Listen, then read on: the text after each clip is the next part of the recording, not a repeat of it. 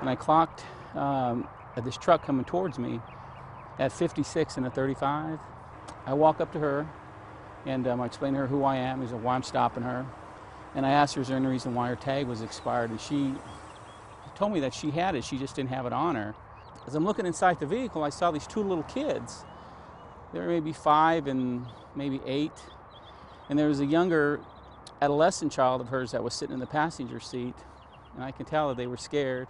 I noticed because of the angle that her tires were, that some metal shavings were coming off of the inside of her tire.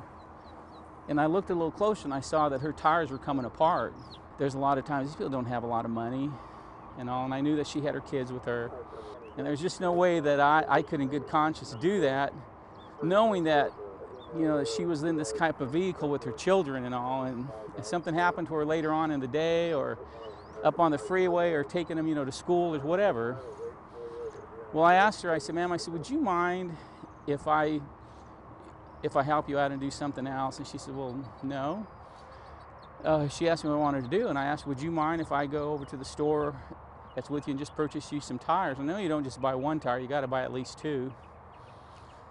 And she was kind of shocked. And I guess I asked her that because there are some people that just don't like to have people help them, and I didn't want her to feel like I was acting under color of law with me being in uniform and all, that she had to do that. But it was from my heart. I just really wanted to help her.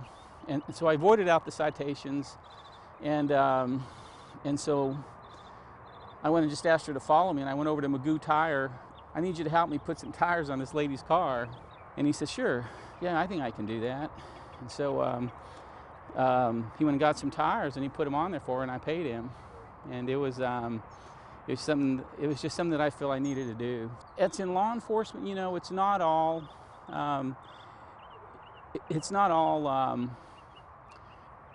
always enforcing the law, even though that's our primary responsibility. And I've been doing this for 30 years, and so